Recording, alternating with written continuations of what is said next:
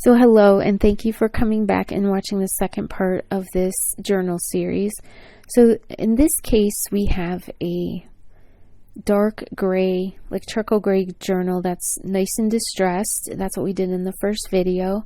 And I'm going to paint some flowers on this. So this is just an idea that I had in my mind for a while, and I just saved a pizza box, and I've been wanting to paint it and distress it for a while now.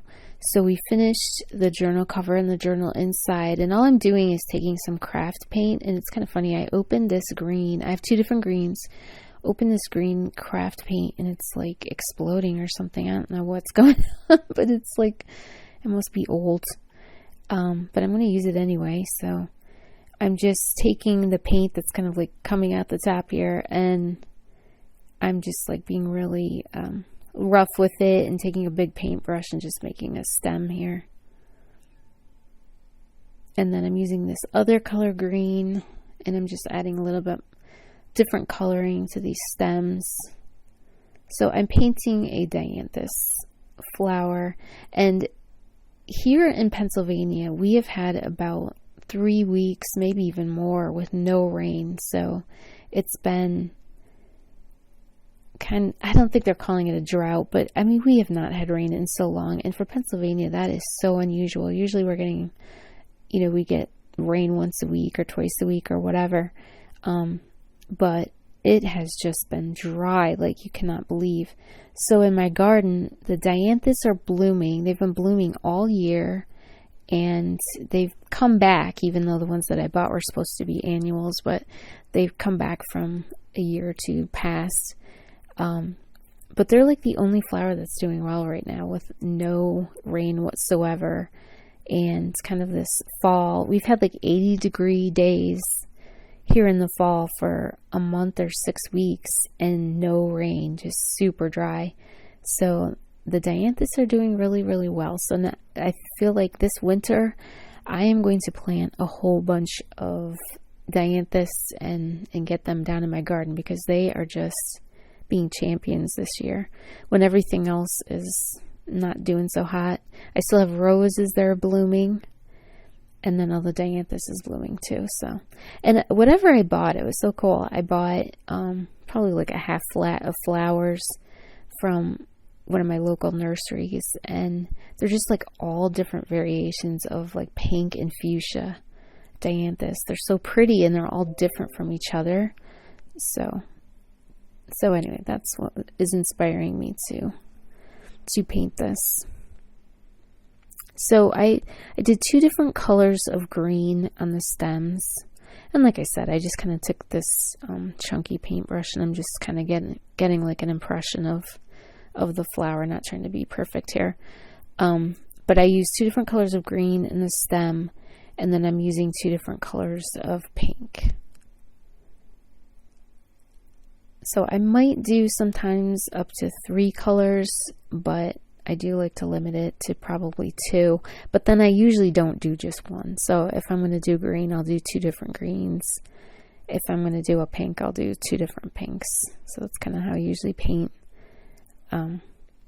like garden images or botanical things. I think botanical might be quite a stretch for what I'm doing here. I'm just kind of splatting some paint down and just giving the impression of a dianthus flower. So dianthus flowers, I believe, are in the carnation family, but I think I might get different kinds of seeds this year and try to grow some in my little garage greenhouse and see what I can do.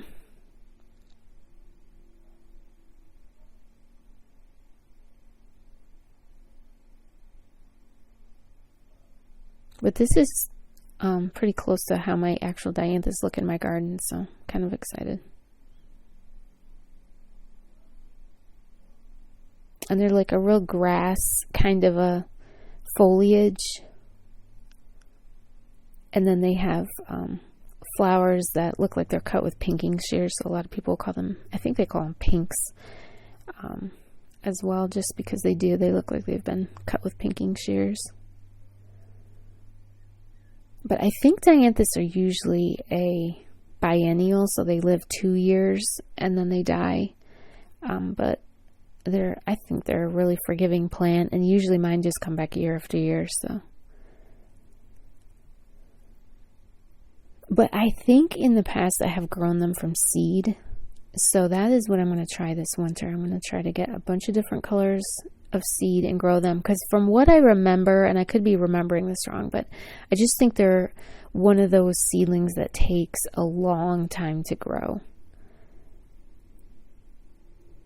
Like weeks and weeks. So I think that'd be something fun to work on over the winter. So my youngest son, put like a bookshelf together for me in the garage, and then I have like lights and heat mats on it and everything, so that it's like a miniature greenhouse. But it's like a seed starting station. I do have like another little greenhouse outside as well. But this one's like an indoor thing where I can start seeds.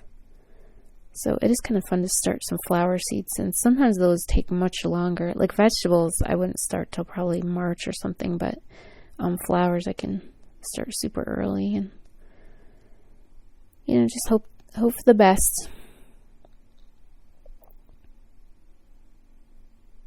So I'm adding the lighter pink on top of this. So I started with the darker pink, adding the lighter pink, and then I'm going to dry this and then go back and add darker pink again. So I just think it gives more of a dimension to the flowers. And when I dry these, they're going really matte and really like not at all a glossy color. So I just want to make sure I'm adding enough layers of color that they're still standing out.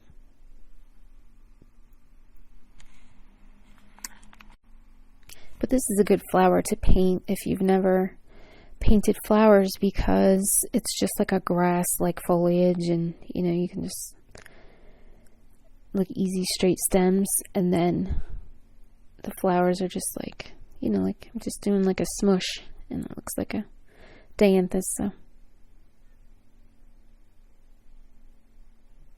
but most flowers don't have like one color in their flower. They're like usually a mix of 2 colors or maybe even 3 colors. So it kind of just gives the impression of a nice flower here.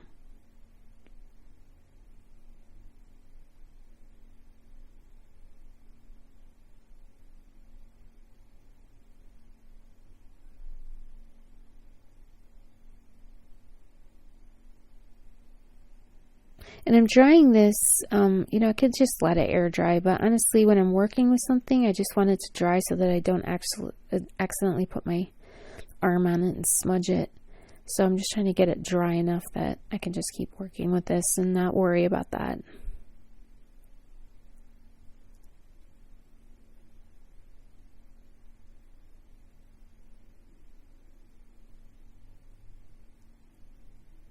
I do find it is easier to paint things on top of like a distressed background.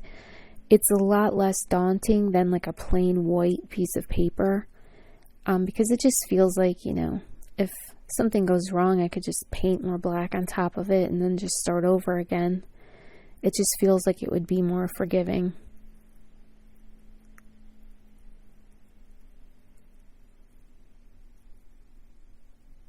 And I also like painting flowers with acrylic paint rather than, like craft paint, rather than like a watercolor, even though I do that too. But acrylic paints are a little bit more forgiving. So with watercolors, you can't really do, layer on top of layer on top of layer unless you're really skilled at it. I mean, I shouldn't say that. You can do that, but if you're trying to get a certain result, it might get harder the more layers that you add. But acrylic paint is pretty forgiving. And in this case, I'm also adding some dark ink to the stems because it just looked a little too one color, and you weren't really seeing that grassy texture. So I just want to add a little bit of that back in. So when I'm doing like leaves or stems, and I'm not saying I'm a good painter, but I definitely paint flowers. I'm not saying I'm a good painter, but one thing that I do is I do try to add in some like dark shading to the stems. I just find that it just makes them look more natural and maybe a little bit more lifelike. And I'm not trying to, like, let's say paint like a super realistic flower. I kind of look at things in a certain way, and that's the way I like to paint them, is just kind of the impression that they leave on me. So maybe a little bit less realistic and more just almost like a reminder of what flowers look like to me in the garden.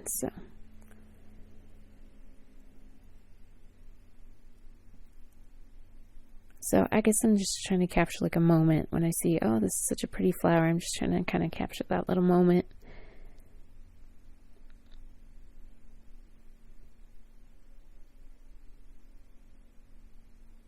One time my kids and I went to Audubon's house, which is in the Philadelphia area. That's where I'm at.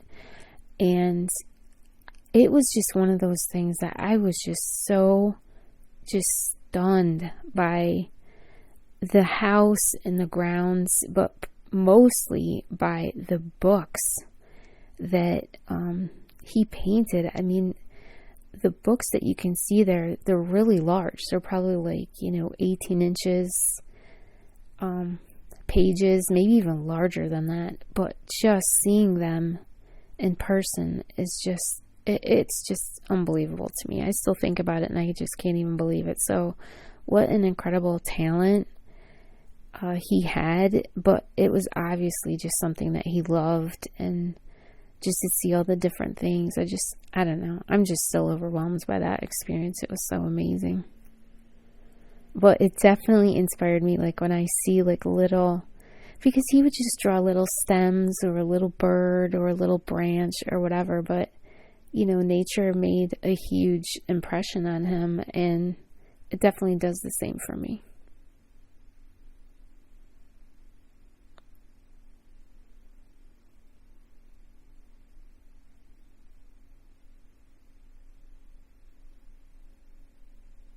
But I do think it's funny when I paint like flowers and stuff. I'm just like, okay, you gotta stop. Like, I can't paint like, sometimes you don't know when to stop.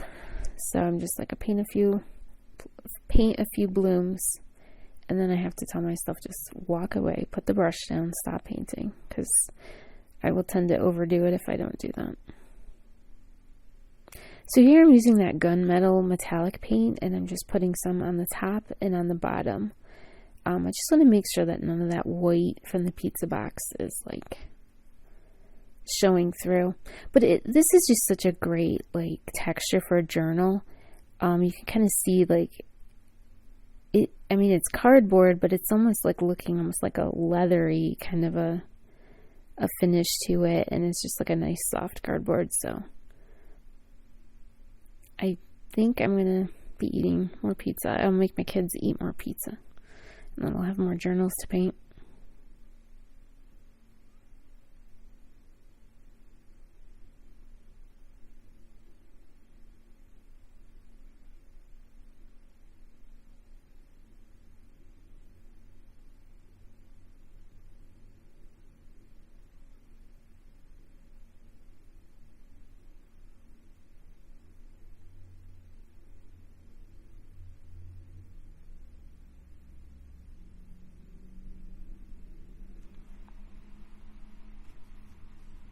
Alright, so I'm going to fold this over carefully just to make sure that I don't get that platinum paint that we just did. It's gunmetal, it's not platinum, but it's a gunmetal metallic paint, and I just want to make sure I don't smudge it. But that is what our finished journal looks like for today. And then the next video, we're going to add some embellishments to it and do some different things. So please come back for the third part, and thank you so much for watching this, and I hope that you're grabbing a pizza box and painting your own journal and finding some beautiful flowers and putting that on as well. So thank you so much. Bye-bye.